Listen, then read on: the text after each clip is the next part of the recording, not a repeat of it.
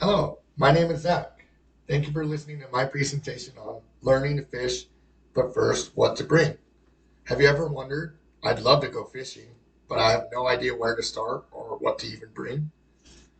According to a report published in 2021 by the Outdoor Foundation, the amount of Americans that went fishing went from 9% to 18% in 2019 to 2020. Well, today I'm going to go over what you need to go fishing from your fishing license, your rod, and everything else you're going to need to go fishing. Just the basics and a few tips to help you get started. I do not call or consider myself an expert. In my mind, I'm a novice, always learning with confidence. However, I have caught a lot of fish, and I've been fishing since I was a young boy. I truly enjoy fishing from a dock, from a shore, from the boat, or from the ice. Just in the last few years, I've caught 400 to 500 fish. I fish to catch fish. For me, it goes God, family, work, school, fishing, and hunting. Most important things in my life.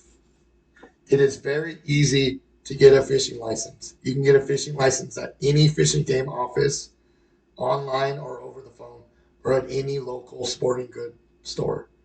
Most local sporting good stores. According to Idaho Fish and Game, anybody over the age of 14 needs a valid fishing license. You cannot put a line in the water without one. Catch and release does not matter. Don't forget to renew your license at the beginning of every new year.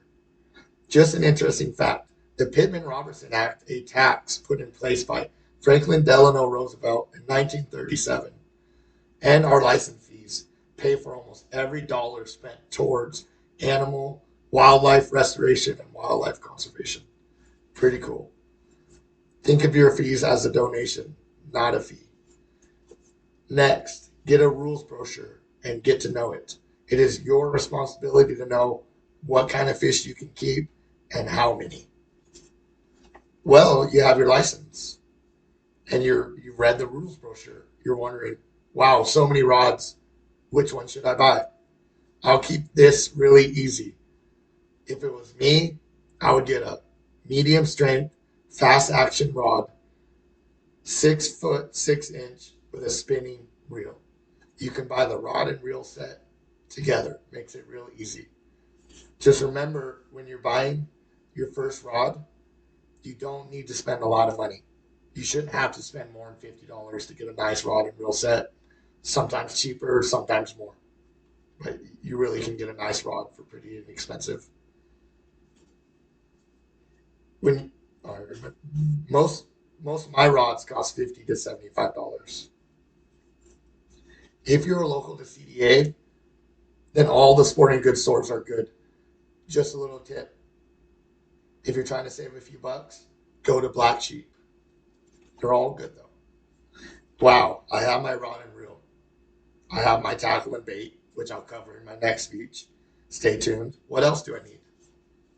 You will need a stringer or a cooler or both to put the fish in that you want to keep. Little tip: I keep a lot of my smaller fish for dead bait, for pike, largemouth bass, catfish. Dead baiting is something you can learn later. I can cover in the next speech.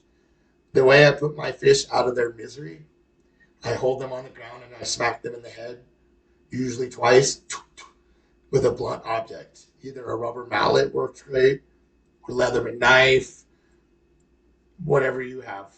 You're going to need something like that.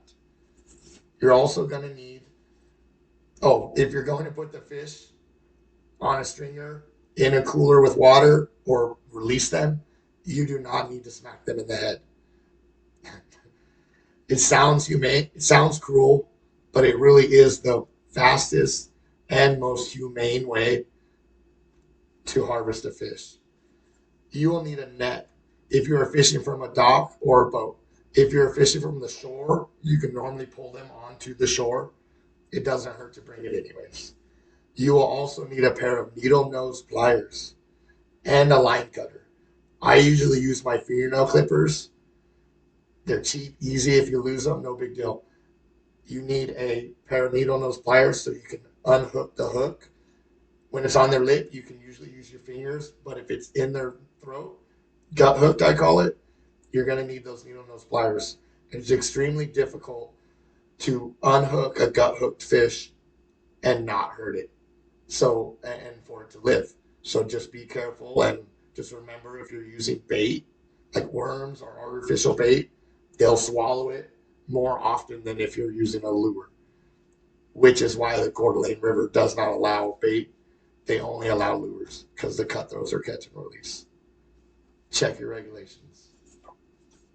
Well, last and most important, after having a licensed rod and tackle, is to have a good attitude.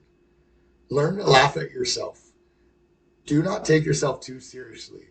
You are going to make a lot of mistakes. Everybody does. Everybody. Don't be afraid of saying hi to your fellow fisherman or fisherwoman and learning from them. It's all about having fun and smile. So one last bit of advice from me. Pay attention to details. What makes the difference between a great fisherman and a great fisherwoman, or an okay fisherman and an okay fisherwoman, is the details. What size line? What size hooks? What time of the day is it? Where are you at on the lake? What time of the year is it? Pay attention to details and you will find yourself catching more fish. And catching fish is more fun than not catching fish. Take it from me. Now get out there, enjoy the beauty of nature, and catch some fish. The best way to learn is hands-on. Oh, okay. Last piece of advice. Thank you for listening. Goodbye.